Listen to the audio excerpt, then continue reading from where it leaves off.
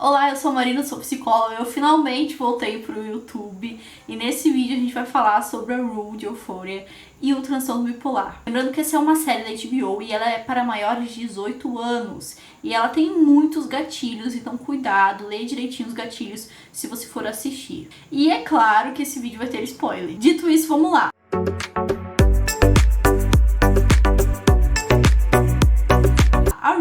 Com a sua saúde mental desde que ela era uma criança e na série ela tem 17 anos. Ela foi diagnosticada com vários transtornos quando ela era criança, TDAH, ansiedade generalizada, e isso já é um alerta que a série faz porque é muito comum a gente confundir TDAH com bipolaridade na infância. Isso porque os sintomas da mania são muito parecidos com o TDAH, por exemplo, pensamento acelerado, dificuldade de concentração, a hiperatividade. E para a gente chegar num diagnóstico correto, leva algum tempo, precisa ter uma idade certa. A Rue era muito nova, então se você se identifica com ela de alguma forma, não se assusta, procura um profissional e não tira aí conclusões precipitadas. E no final da primeira temporada, a série confirma pra gente a bipolaridade da Rue e a dependência química. A série mostra isso de maneira muito detalhada e muito fiel à realidade. A gente percebe até a mudança da aparência da Rue quando ela tá usando, quando ela não tá. Até a pele dela muda de aspecto, fora o trabalho maravilhoso da Zendaya. A bipolaridade é um transtorno de humor, então ele afeta o humor da pessoa, que se divide em 3 fases: a mania, a hipomania e a depressão. A hipomania é uma mistura da mania e da depressão, porém com sintomas mais leves. E ao contrário do que muita gente acha, essas fases, esses humores, eles duram semanas e dias. Não acontece com o estalar de dedos como muita gente pensa e como a gente vê aí. Só que o problema é que a pessoa fica semanas se sentindo apenas daquele jeito. Então, se ela tá na mania, ela tá muito eufórica. Ou se ela tá na tristeza, ela passa vários dias sentindo uma tristeza profunda. Quando a mania e a depressão se misturam de forma prolongada, a gente chama isso de episódio misto, que é uma mistura dos dois de maneira muito intensa. E lembrando que a hipomania faz parte do bipolar tipo 2 apenas. E a bipolaridade tem divisões e esse transtorno ainda está sendo estudado. Por exemplo, atualmente a gente percebe que tem pessoas que são bipolares tipo leve, então elas têm esses sintomas da mania e da depressão de forma mais branda. Não esquece de deixar o seu like, se inscrever no canal que me ajuda e me incentiva muito. Na mania, a pessoa se sente com muita energia, eufórica, ela tem dificuldade para dormir, dificuldade na fala, porque o pensamento acontece de forma muito acelerada. Então a fala também se torna acelerada e confusa. Vem também uma impulsividade que pode levar a abuso de substâncias, ou compras compulsivas, ou a pessoa só pensar naquilo, só querer fazer aquilo, por exemplo, jogar videogame também. Humor expansivo e autoestima muito alta, a pessoa se sente assim, super-homem. E a fase depressiva é o completo oposto. A pessoa sente uma depressão, uma tristeza muito profunda, ela não sente vontade de fazer nada, sente muito sono, falta de energia, autoestima muito baixa, e essa fase é bem perigosa.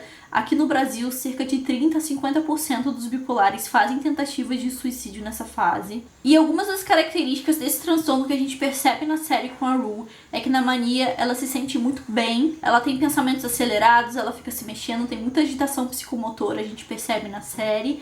E na depressão, ela só quer ficar deitada, ela faz abuso de substância, que levou ela já a uma overdose. Ela só quer ficar deitada vendo aqueles reality shows. Tem até uma cena que ela diz que não sente vontade de levantar da cama, não sente vontade de comer, de beber água. E ela tem até uma crise renal, acho que na segunda temporada, por conta disso. E a dependência química dela possivelmente surgiu lá na infância, porque ela tomava medicamentos para TDAH. E eles traziam uma sensação muito boa para ela, de calma, de leveza. Ela se sentia menos deprimida e ela era uma criança, ela não sabia lidar com essas mudanças de humor. Na verdade, ela ainda não sabe, né?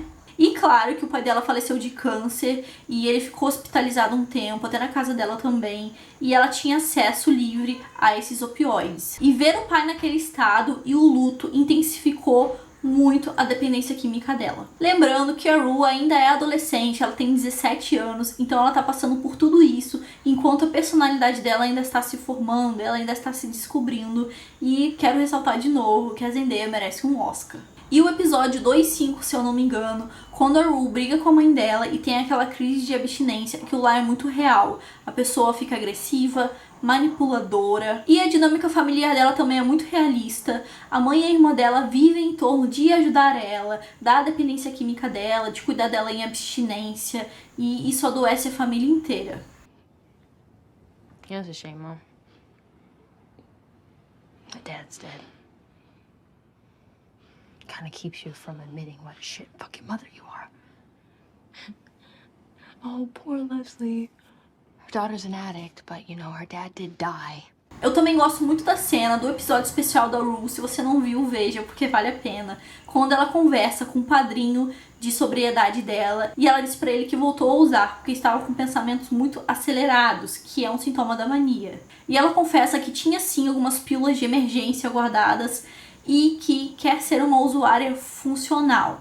Ou seja, ela acha que consegue viver a vida e fazer uso ao mesmo tempo, que é mentira e é um discurso muito comum. Eles têm uma conversa muito bonita, ele incentiva ela, aumenta a autoestima dela e fala que ele mesmo viveu 12 anos sóbrio e aí recaiu uma vez e voltou a estar 7 anos sóbrio de novo.